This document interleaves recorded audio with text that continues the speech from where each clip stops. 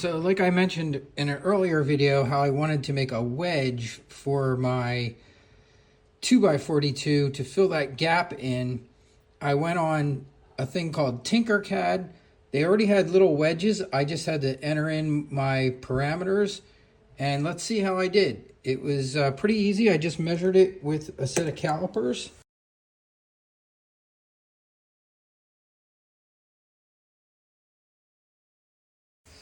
And then I loaded it into the slicer program that came with my Anycubic. And you can see here's the wedge all printed out. Let's see if we can get it off of there. There it is. That looks like a perfect little wedge. All right, there's my little filler wedge for my mistake. And now I won't be banging into this part, and I was able to set this for 17 degrees. I'll show you. So that's perfect.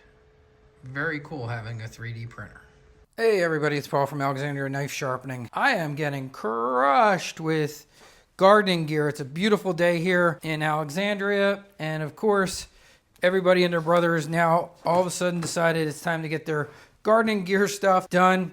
This woman brought in 4 of the dullest Henkel's knives I have seen in a long time. I just started cleaning this up. It looks 1,000 times better than it did. Let me show you this edge. It is, might be a little bright here to see, but it's pretty mangled.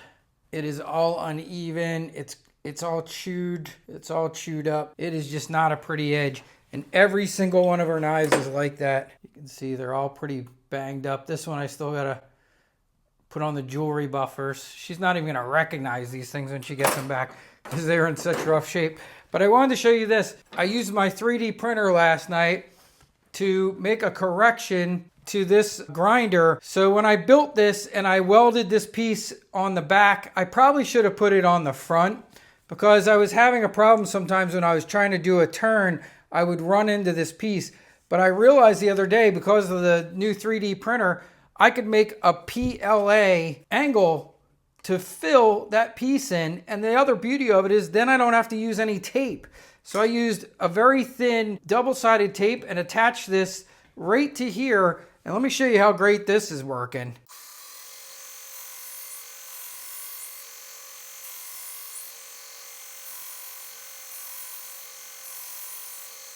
Now I'm gonna keep going, even though I did get a slight, I raised a burr, I can still see some chips in it because it's just that bad. It hasn't been sharpened, I think she said in over 30 years, and it was quite obvious. So I'm gonna go a little bit further.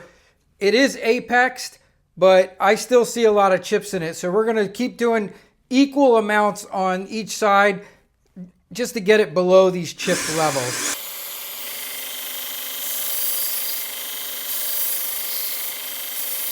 We also have a slightly broken tip.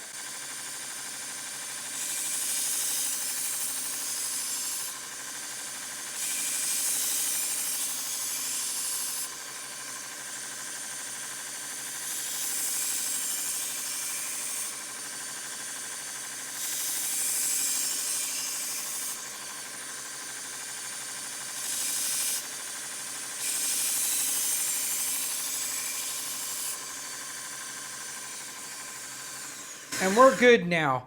One thing I kind of laugh about sometimes is how freaked out sometimes the sharpening community gets about over sharpening.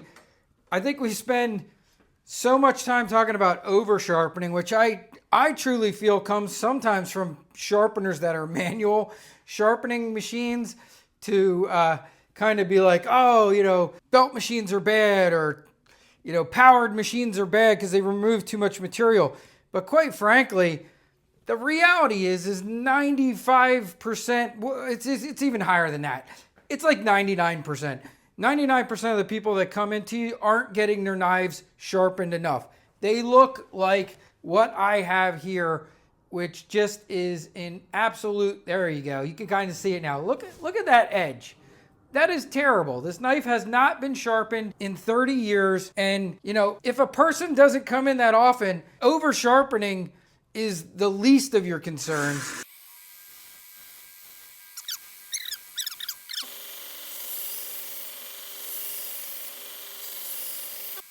But again, there's some big chips that I want out.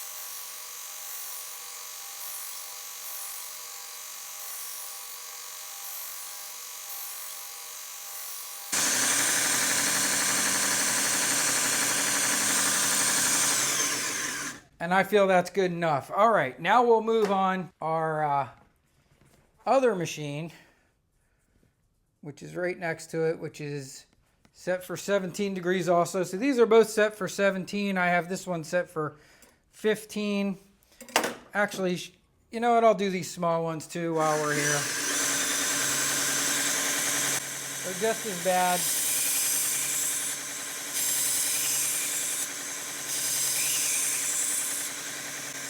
This little PLA wedge is great.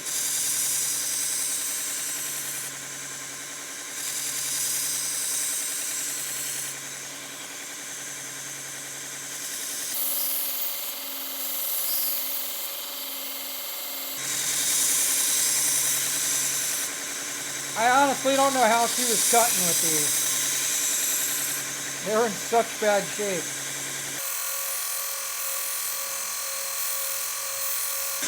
When you got to spend this much time on a Cubitron belt, you know the knife's not in good shape.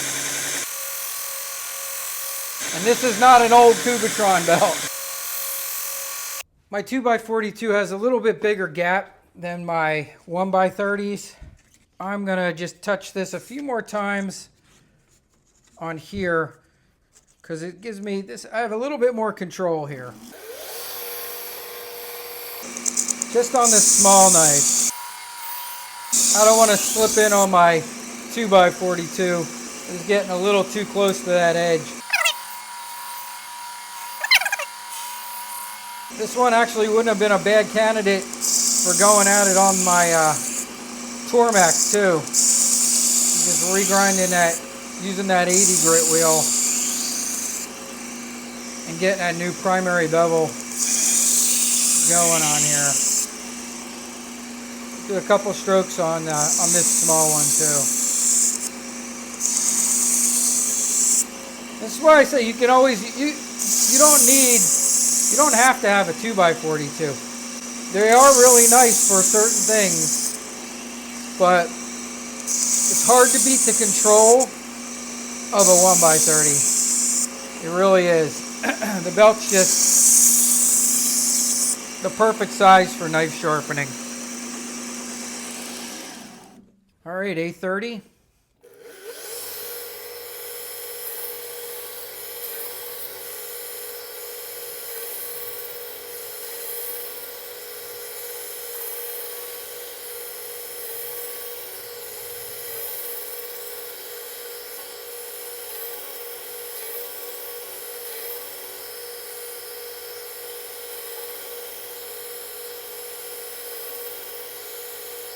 Tiny little bit here at the tip. I see a little burr there.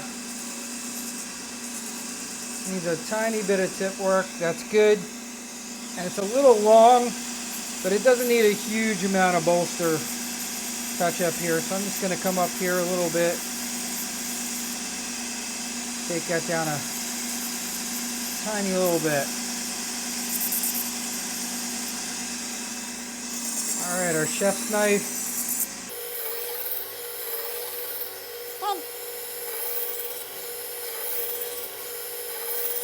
This has a little bit of a missing tip. I thought it would come back with regular sharpening. It's real close.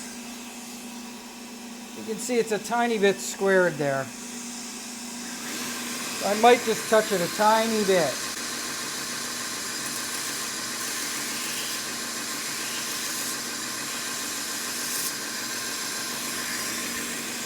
Just a tiny, tiny little bit there. And always remember, to repolish that all the way down, or they're going to have a super rough section on that knife. If you grind that tip a little bit with a 120, you want to touch it with at least the A30 and even possibly an A16 if you want it to shine up.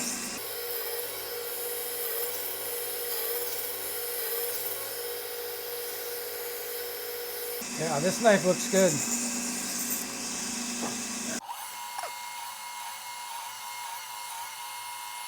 Now she's got some wood here that's delaminating.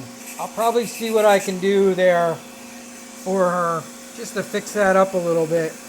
And I'll probably oil that too with a hardening oil.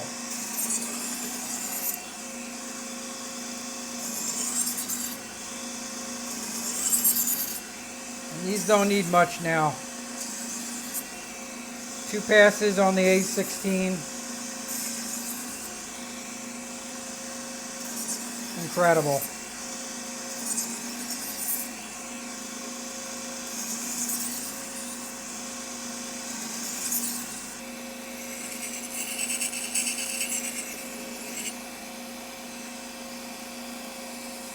Just notice this one's got some real rough spots and grabbies up here.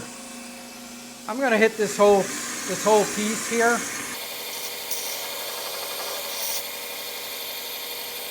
I feel like this is her most used knife.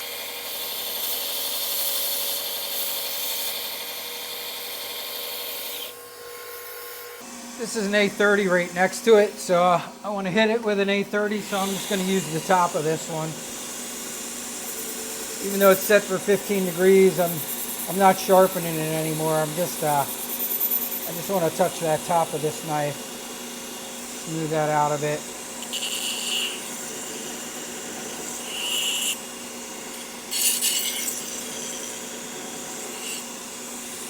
Good enough.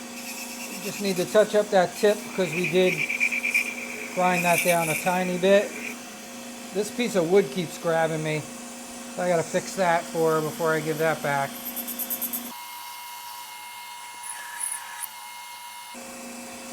Okay, now we just got to strop. So I like stropping with leather.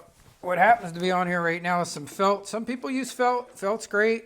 I use felt for usually things that I know have a little bit more stubborn burr on them. I strap with all kinds of stuff, and I'm always playing around and testing things to see if I like one thing more. But I typically tend to always kind of come back to my diamond sprays. So this is a piece of leather. My angle guide's not on here right now because I was using this for other things. But I don't need my angle guide to strop. I can do it without it. Doesn't hurt to have one. Like I said, it's certainly not a requirement.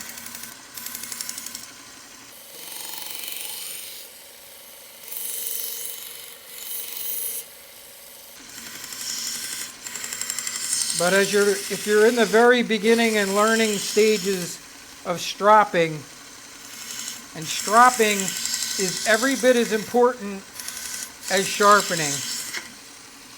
The key to a sharp knife is the stropping. If you haven't removed that burr and refined it, it's not going to be sharp. This, I think, is the hardest part to master. Once you master the appropriate pressure and stropping techniques to get your burr off, and you know what it is for, especially if you're using multiple machines, because it's a little bit different for different things, you will really have mastered your sharpening. And it's different, depending on what you're sharpening on too. My 1x30 belts, flat belts, are different than when I strop on my round leather wheel.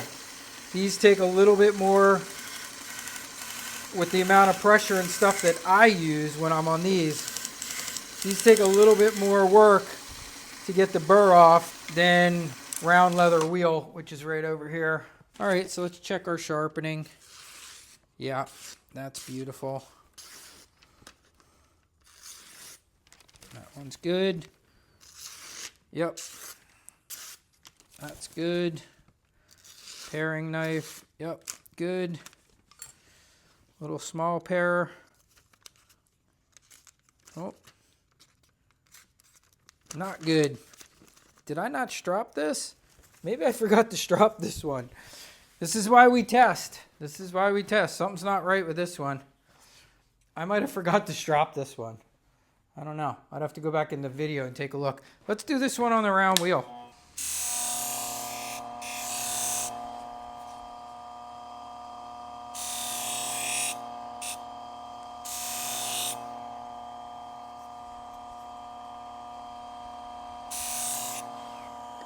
Yeah, something tells me I forgot to strop that.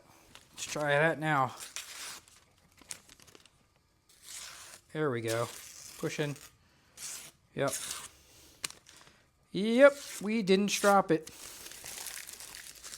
Okay, so these are ready to go.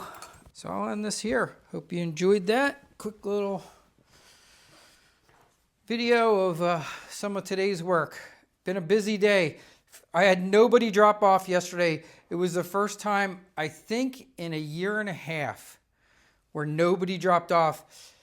I'm going to do a talk about this probably a little bit on my podcast. One thing that has changed here big time where I live, most of you guys know I'm very close to Washington, D.C. They made everybody go back to work, going to work. I have not been getting as many people dropping off during the daytime. They're all coming at the end of the day and also more towards the end of the week because so many people are not allowed to telework right now, where I guess people would just run out from their house and come and drop stuff off to me. Now I'm getting bombarded like late in the day and even late at night. I might even have to adjust my hours some, I'm thinking, so that, you know, people can get work to me. But it has definitely made an impact on the stuff coming in at different times than it used to come into my shop. Pretty interesting.